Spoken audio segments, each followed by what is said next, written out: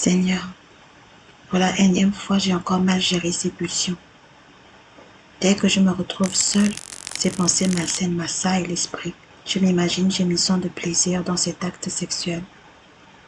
Je sens mon corps se contracter, mes lèvres se serrer. Quelques soupirs retenus. Je sais que ce n'est pas bien. Mon esprit me somme d'arrêter, mais je n'y arrive pas.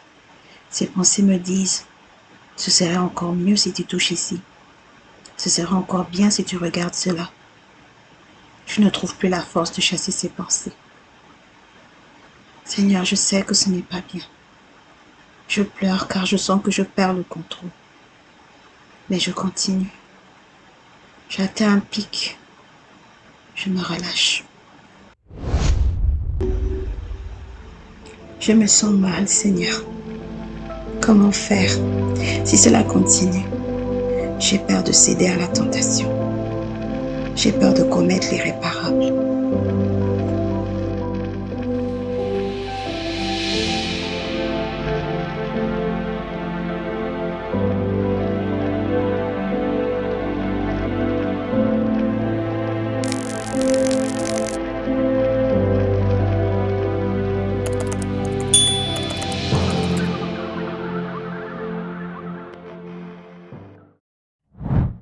Bonjour tout le monde, bienvenue sur Wawa TV.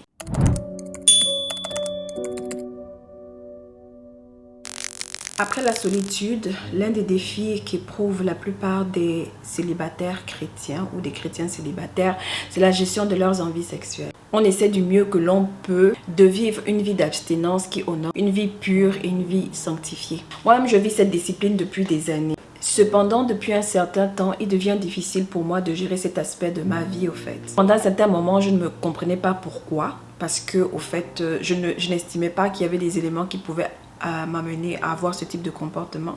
Mais au final, après un examen sérieux de ma propre vie, j'ai réalisé qu'au fait, je suis responsable moi-même de la mauvaise gestion de ces envies, parce que j'ai tout simplement été dans cette période de rébellion avec Dieu, comme j'ai expliqué dans la vidéo précédente, où au fait je n'étais plus dans une vie de discipline, et c'est à partir de là que les problèmes ont réellement commencé. Donc malgré les prières, malgré le temps que j'essayais de passer avec Dieu, dès que je sortais dans le cadre de la prière, aussitôt j'étais envahie par ces pensées impudique. Au fait, j'étais arrivée au point où je n'arrivais plus à me concentrer parce que ces envies étaient devenues tellement intrusives. J'avais des pensées très intrusives et très fortes qui m'amenaient finalement à commettre une chose que je n'aurais jamais pensé que j'aurais faite. Dans ce contexte-là, je suis carrément passée d'un extrême à l'autre, à quelqu'un qui avait le contrôle par la grâce de Dieu, à quelqu'un qui avait totalement perdu le contrôle. Alors je fais cette vidéo parce que je ne veux pas être une victime. Au fait, je refuse de céder à la chair, je refuse de paniquer et de rester dans mon coin parce qu'au fait, il est tabou d'en parler. Non. Je cherche des solutions car il y en a, parce que la parole de Dieu m'en a clairement donné. La parole de Dieu nous dit clairement que tous ceux qui ont en Christ ont crucifié la chair avec leurs désirs et leurs passions. C'est la raison pour laquelle je tiens à en parler, c'est la raison pour laquelle je tiens à exhorter davantage là-dedans, parce que je sais que c'est vraiment un gros problème pour les chrétiens célibataires, surtout lorsque ça fait très longtemps que ton célibat se prolonge, n'est-ce pas? Alors, c'est quoi une pulsion sexuelle ou c'est quoi une envie sexuelle? Une pulsion sexuelle est une force interne qui pousse à l'activité sexuelle. Souvent associée à des désirs ou à des besoins physiques, elle est considérée comme une force primitive qui peut être difficile à gérer. Ces envies, de manière générale, sont naturelles. C'est tout à fait normal d'éprouver ces envies. Le problème vient lorsqu'on n'est plus en mesure de pouvoir les maîtriser. Y a-t-il une recette miracle? Y a-t-il un moyen de gérer ces envies sexuelles? Au fait, la réponse c'est oui.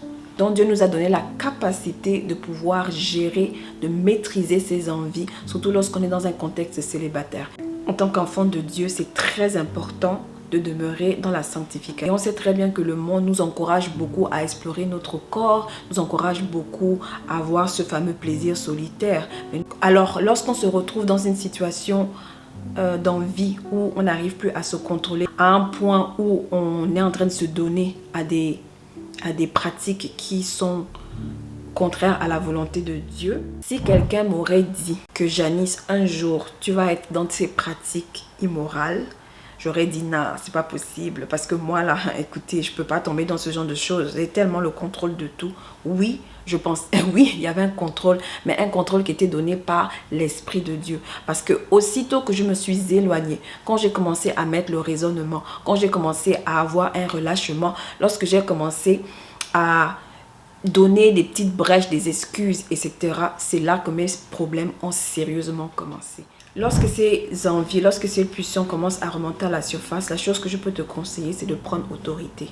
Rappelle-toi de la parole de Dieu, c'est-à-dire même si tu es en train de commettre cet acte, prie, intercède, prends autorité sur toutes ces envies. Parce que parfois, ça devient très difficile de gérer et je peux le comprendre parce que moi-même, j'étais dans cette situation. Mais tu ne peux pas rester comme ça à ne rien faire. Sinon, tu vas toujours sentir ce désir malsain. Il nous a donné la capacité de nous imprégner de sa parole pour nous aider à sortir de là. Donc, je t'en supplie, mon frère, ma soeur, prends ta parole, prends autorité et montre à l'ennemi que ce n'est pas lui qui a le contrôle. La deuxième chose qui est vraiment très importante, c'est la discipline. Au fait, il n'y a pas d'autre miracle, tout simplement. Il n'y a pas une autre recette. Il faut être discipliné. Moi, mes problèmes ont commencé quand j'ai manqué de discipline. Quand je suis sortie des cadres, quand j'ai commencé à mettre le raisonnement, c'est là que mes problèmes ont commencé. Parce qu'à un moment donné, tellement je le vivais bien, je me sentais comme un peu invincible. Je me disais, ok, je peux me mettre dans des situations et comme je gère, déjà je connais, je vais y arriver. Mais c'est ça le problème. J'étais capable de le faire parce que ma discipline émanait de l'Esprit de Dieu qui était en moi. Ce n'était pas de mes propres capacités parce que ce sont des pulsions tellement puissantes que si tu n'as pas la maîtrise de soi, tu tombes au fait. Tu tombes littéralement. Et si tu n'es pas discipliné, tu ne vas aller nulle part. Je vous dis là, la discipline, c'est la clé. Il faut être discipliné. Dans 1 Thessaloniciens 4, verset 3 à 5, Dieu nous dit: ce que Dieu veut, c'est votre sanctification. C'est que vous vous absteniez de l'impudicité. C'est que chacun de vous sache posséder son corps dans la sainteté et l'honnêteté, sans vous livrer à une convoitise passionnée comme font les païens qui ne connaissent pas Dieu. Une autre chose que je pourrais te conseiller, toi mon frère ou ma soeur, c'est vraiment d'être à nouveau vigilant. Et on est toujours dans le même ordre d'idées que d'être discipliné. Faire attention à ce que nos 5 sens perçoivent. Ce que je vois, ce que j'entends, ce que je touche, ce que je goûte. Mais vraiment, c'est d'être dans cet état d'esprit où on est vigilant, où on veille, où on fait attention. Et surtout, éviter de faire le compromis, de se dire, je peux gérer ça et ça, je ne peux pas gérer. Non, on ne peut rien gérer. Il n'y a que Dieu qui nous donne la force par son Esprit Saint de pouvoir gérer ses envies. Nous avons la grâce d'avoir un Dieu qui ne nous condamne pas. Ça, c'est vraiment très important. Dieu ne nous condamne pas.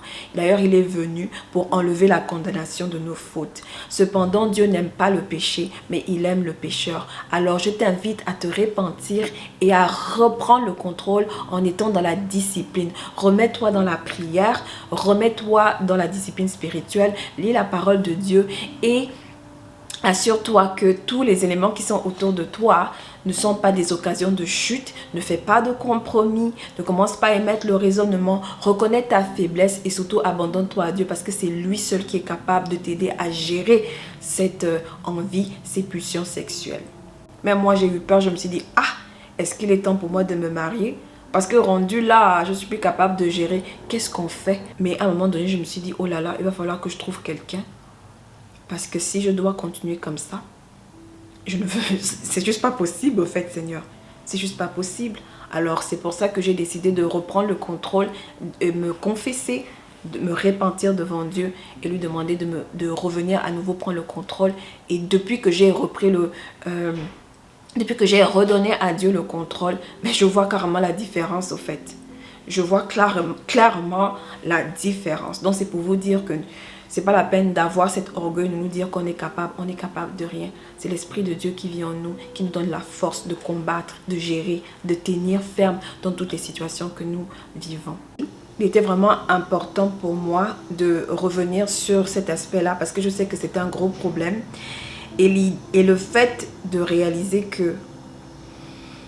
Yahweh, le fait de réaliser que j'ai pu chuter alors que c'est quelque chose que je n'aurais jamais pensé faire, ça m'a déstabilisé. Ça m'a vraiment déstabilisé. J'ai dit, ah ouais, tant que je ne suis pas dans l'enclos de Christ, je suis complètement vulnérable. Donc voilà, c'est ce que je voulais partager avec vous aujourd'hui. Merci d'avoir pris le temps de m'écouter. Quant à moi, j'ai terminé. D'ici là que la prochaine vidéo ne sorte, n'oublie pas de faire de l'éternel tes délices et il accordera ce que ton cœur désire. À plus tard.